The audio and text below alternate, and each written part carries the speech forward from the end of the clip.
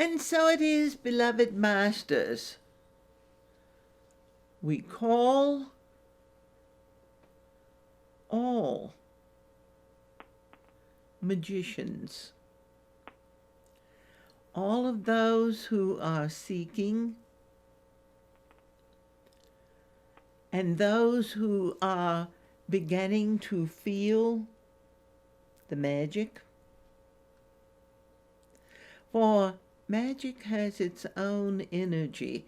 It is so powerful that when you call the magic and you are aligned with the desire, the magic begins to move around you, weaving its energy. It embraces all that are involved in the calling. You feel it as an energy on your skin. Sometimes it's like chills. Sometimes it's like a breath. But you feel the movement of magic. You feel it in your heart and soul. Power. It makes you feel strong, capable, competent. There are those who believe that the magic is frightening, because in the illusion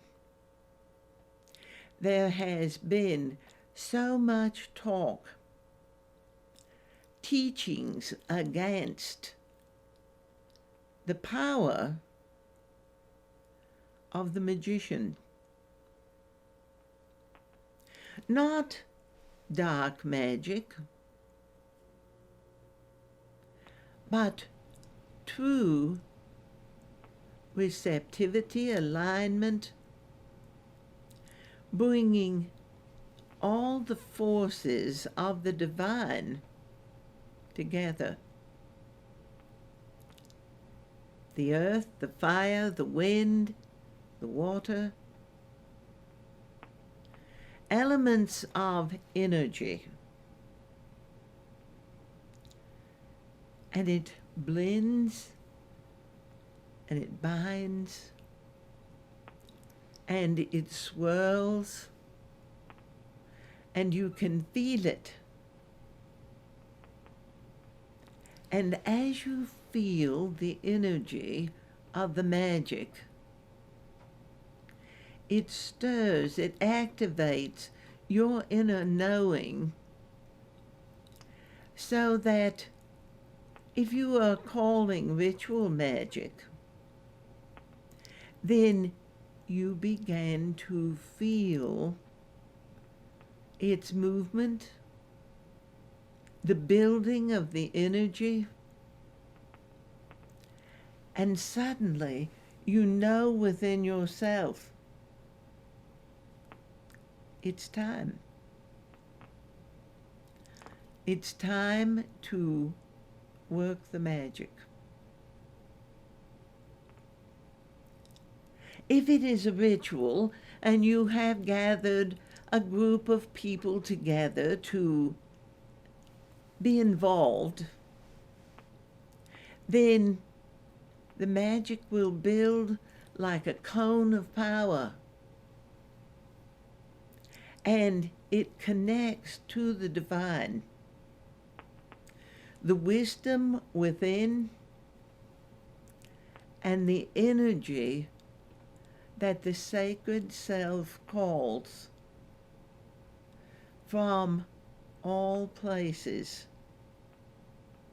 all possibilities, even, beloved masters, all impossibilities. everywhere. Power. You've been taught to be afraid of power, which is a natural element.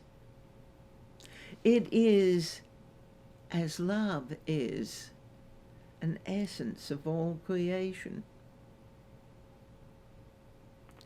And so magicians come together, feel the power in joy. Feel the resonance of strength, of unification, of oneness that unites and calls everyone to belong. In your everyday affairs, everyday magic, practical magic, personal magic, how you create your life. And it isn't, beloved masters, with grand, dramatic, sweeping scope. It's the quiet consideration, the deep desires of the heart, the remembering of the dream and the allowing of the dream to unfold within and influence everything in your outer world with your magic. So much of the focus has been on dark magic, the black magician, and the evil intentions, because the ego mind has sought control, and dark magic has an element of control in it that even as we are speaking, beloved magicians, beloved masters,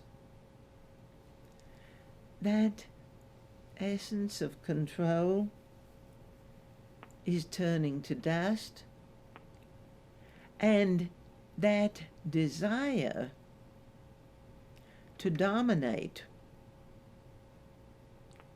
is losing its energy, because each one of you is a divine magician, and we call you. And as you feel the call within yourself, it is almost as though that resonant frequency of feeling the call, of remembering the magic, goes forth from the great broadcasting center in your solar plexus, and it sends energy out to call other magicians. And it is for all to remember that the attempt to use magic to control others takes far more energy than using the magic wisely, lovingly, for positive creation in your own life and to assist other magicians. It isn't a fearsome warning of dire things that will happen if you attempt to abuse the magic. For many who have a rebellious nature, they will be even more prone to attempt to use the energy to control if they are threatened, intimidated, which is how the parental order has attempted to bring all of humanity into alignment. You're bad people, you should be guilty, you'll be punished, you'll go to hell. And beloved masters, in this time, hell isn't very many steps away for many people. And yet, to attempt to conduct the energy in the same old patterns denies the beauty and the sense, the gentle sense of personal power within yourself.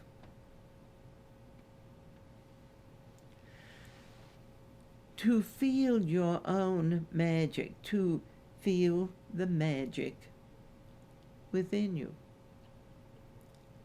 to use it, to create with it, constantly reinforces the sense of personal power within you. It gives you strength on all levels, mentally, emotionally,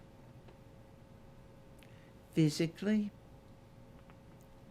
It empowers all the elements, all the energies, all of the elements that you would use to make your life a magical situation, to live in the love, to experience that magic, sometimes quietly flowing like a river, the power of water, the power of the emotional nature. Sometimes the magic may feel like the power of wind, the strength of mind, the ability to have great ideas. And there are times when the energy feels like the very solid foundations of earth.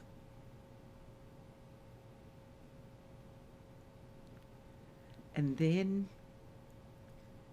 you can feel the power of the magic coursing through your veins and filling your soul center with white fire, the white fire of God, the violet flame.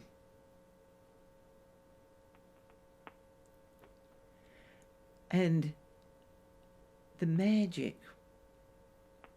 becomes more and more a natural part of your daily affairs, rising in the morning and calling divine essence and energy to inspire you throughout the day, offering prayers of willingness to receive, and blessing yourself and all others, that everyone can now remember the magic. Magicians do not have to put on a show. The magic can be done very simply, very quietly. You may wish to create an altar where you have a small dish of earth, another of water, perhaps a piece of coal and a book of matches, and a feather to represent air.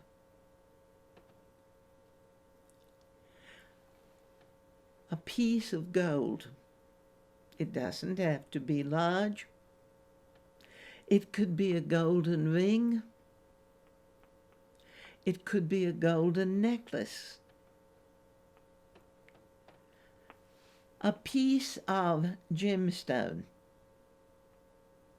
It doesn't have to be diamond. It can be amethyst or topaz or aquamarine. Things that represent the elements and the energies of life, of beauty and wealth, of good nature and good vitality. So that you may go to your altar and call upon the elements and make prayers and blessings to assist your magic as you take the feather and send the essence out to call that which you are asking for to return, to bless you. A mirror to look into and to see your own face, that you can bless yourself. How many go into their day and spend time before the mirror and yet have no idea what they have seen as they walk away? To get well acquainted, beloved magicians, with your own image. To love who you are, to be glad to see yourself as you began your day or prepare for your night. To see yourself as a friend, as one who is so very important to you. To love the face you see. Not narcissistically, I am so beautiful, I am better than others, but with your heart, with your soul that you welcome yourself to yourself. The embrace of energy, the acceptance of who you are, the compassion for the wounds that you have known, and the forgiveness that allows you to release those wounds so that you are no longer required to carry them.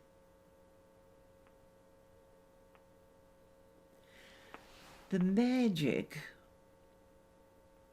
of recognizing that every human being comes to a point somewhere after they pass the age of 50, generally in their 60s, sometimes into the 70s, where they began to reach a point where the aging process stops. And if there is a loving attention, you will begin to feel the magic of having reached a place not where the energy stops and you don't go forward, but where the hormonal effects that are set in place as each human being comes to puberty, and in other times, that which is called the death dew began to be released in the pineal and the pituitary. And the belief in death became more powerful with every passing day, even though youth overlooks it and creates such busyness that there is not a great deal of attention. For many, the programming of the illusion has caused a sense of moving toward death. And of course, that certainly goes hand in glove with the ego's desire to have everything reach there. The magic, the magician that you are, has no there. There really is no beginning. You see that there is the birth of a physical form into this world, and as time passes, there will be an ending time where the physical body stops. But that was the illusion. And as the magic returns, the properties of death began to be transformed by the magic. And you began to feel, perhaps even began to see, that you are feeling ageless, timeless. Some may actually begin to look younger. Not that one would return to the teenage years or the 20s, but that you would feel the energy and essence of youth. That is a part of the magic. It brings an element of excitement and enthusiasm to the maturing process and the blending of wisdom with the energy, the love of youth creates a very wise, very peaceful, very happy magician. To live the magic wisely and well, to understand that the sharing of that energy. Now, sharing is gifting others with the power of what you are finding for yourself. It isn't about giving away the power. It is about sharing the energy. It isn't about forfeiting the goodness of your life so others may have a good life, because beloved magicians, wizards, wise ones, you can't give someone else the wisdom of the connection to the divine.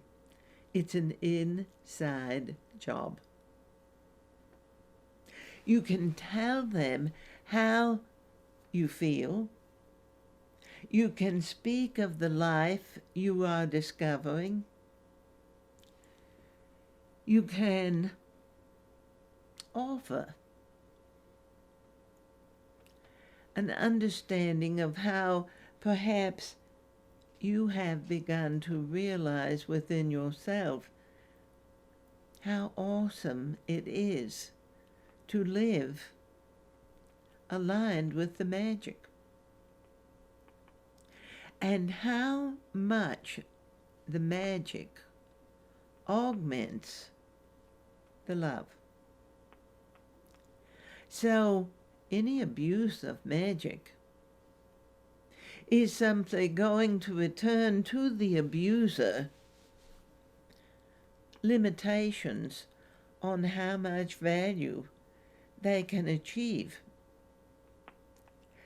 And they may feel very depleted in an inappropriate desire of the use of magic. To wish ill upon others is to call ill upon self, multiplied, magnified. So, living the magic and experiencing the very breath of life in love empowers a way that the illusion has denied.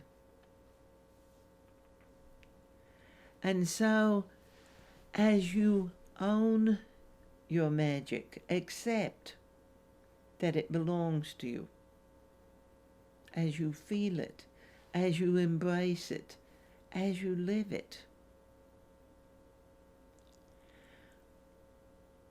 you begin to hear, feel,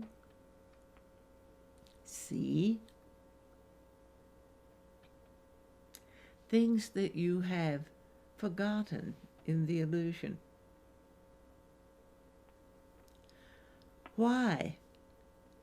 There are fairy tales that tell the stories of the magic and other magicians, but they have had elements of darkness woven into them. And the warnings of punishment if you allow yourself to really live the magic.